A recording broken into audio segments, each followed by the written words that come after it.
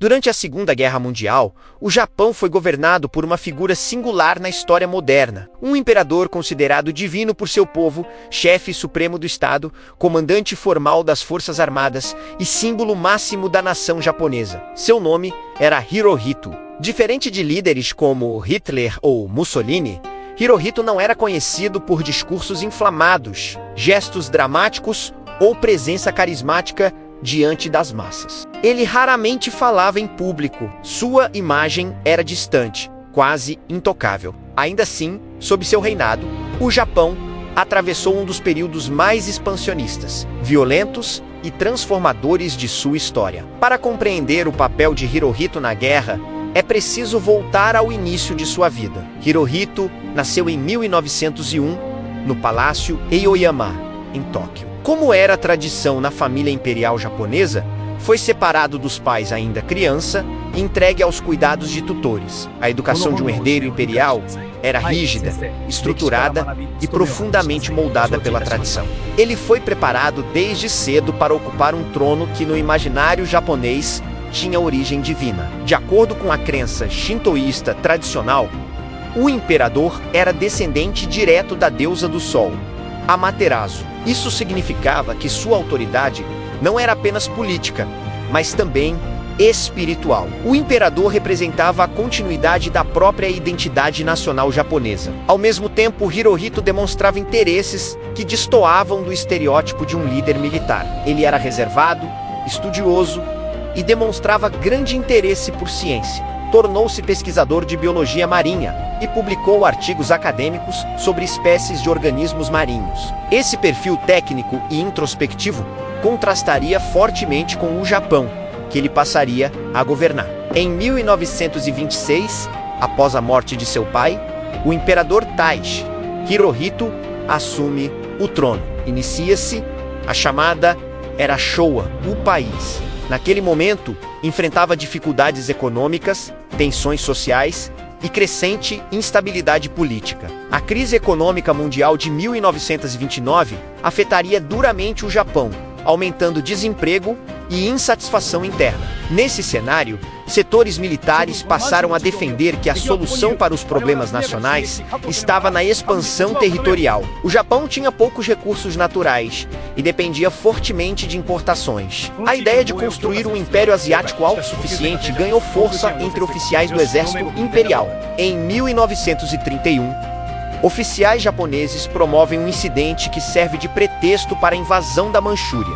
região estratégica no nordeste da China. O governo civil teve pouca capacidade de conter os militares. A ocupação avança rapidamente e o estado fantoche de Manchukuo é estabelecido. Durante todo esse processo, Hirohito permaneceu como chefe supremo do estado. Ele era formalmente o comandante das Forças Armadas. Documentos históricos indicam que recebia relatórios constantes sobre operações militares e aprovava decisões estratégicas em reuniões conhecidas como conferências imperiais. Em 1937, o conflito com a China se intensifica, dando início a uma guerra de larga escala. Tropas japonesas avançam por diversas cidades chinesas. O período fica marcado por episódios de extrema violência, como o massacre de Nanjing, no qual milhares de civis e prisioneiros foram mortos. A discussão histórica central surge nesse ponto.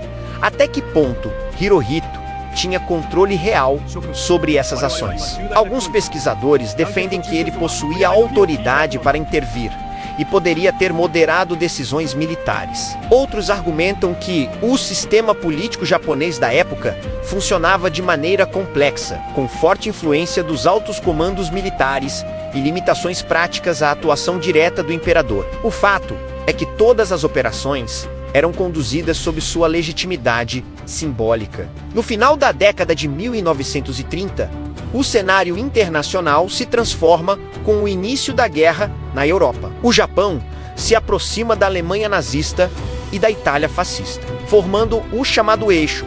Ao mesmo tempo, as relações com os Estados Unidos se deterioram. Os Estados Unidos impõem sanções econômicas ao Japão, incluindo o embargo de petróleo, recurso essencial para a manutenção da máquina militar japonesa. Sem acesso ao petróleo americano, o Japão enfrentava risco de colapso estratégico.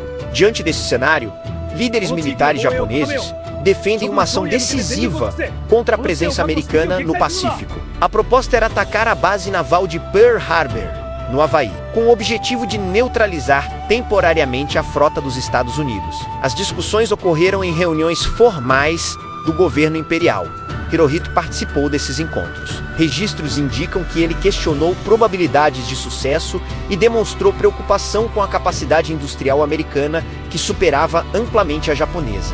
Mesmo assim, ao final do processo decisório, o ataque foi autorizado. Em 7 de dezembro de 1941, aviões japoneses atacam Pearl Harbor. O evento marca a entrada oficial dos Estados Unidos na Segunda Guerra Mundial. A partir desse momento, o conflito no Pacífico assume proporções globais. Nos primeiros meses, o Japão conquista territórios rapidamente, expandindo seu domínio por partes do Sudeste Asiático e ilhas estratégicas do Pacífico. O Império atinge sua máxima extensão territorial. Entretanto, a capacidade industrial americana começa a se impor. A partir de 1942, batalhas decisivas, como Midway, alteram o equilíbrio do conflito.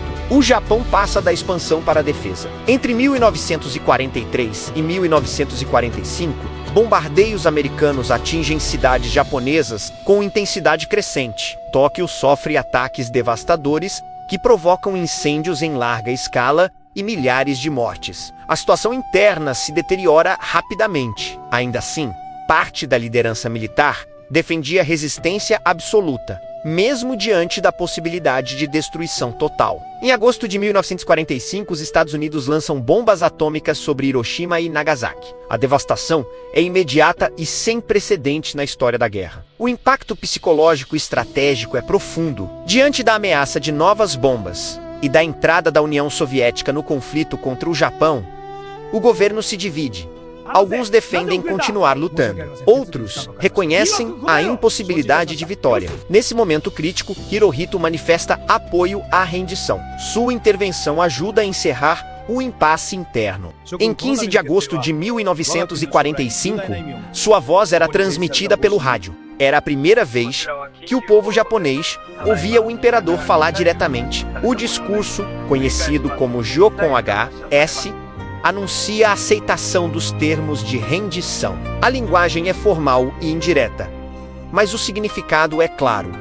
O Japão havia decidido encerrar a guerra. Com o fim do conflito, o país é ocupado pelas forças americanas, lideradas pelo general Douglas MacArthur. Surge então outra questão crucial. Hirohito deveria ser julgado como criminoso de guerra? A decisão política tomada pelos Estados Unidos foi mantê-lo no trono. A avaliação era de que a preservação da figura imperial facilitaria a reconstrução e evitaria a instabilidade social. Diversos líderes militares japoneses foram julgados no Tribunal de Tóquio, mas o imperador não foi incluído entre os acusados. Em 1946, Hirohito renuncia oficialmente à sua condição divina, declarando que não era uma entidade sobrenatural. Uma nova constituição transforma o Japão em uma monarquia constitucional, com o imperador exercendo o papel simbólico. Hirohito permaneceria no trono por mais 4 décadas, acompanhando a reconstrução do país e sua transformação em potência econômica global. Ele morreu em 1989, encerrando um dos reinados mais longos e complexos do século XX. Seu papel na Segunda Guerra Mundial continua sendo debatido por historiadores até hoje. A análise de documentos, diários e registros oficiais mantém viva a discussão sobre o grau de responsabilidade que ele teve nas decisões que levaram o Japão à guerra e à devastação. E compreender sua trajetória é essencial para entender como símbolos de poder podem influenciar, direta ou indiretamente, os rumos da história. No próximo vídeo vamos contar a história do líder britânico Winston Churchill. Então não se esqueça de se inscrever no canal para receber as notificações. E se gostou, deixe seu like para fortalecer o canal e trazermos mais conteúdos como este. Obrigado por assistir e até a próxima.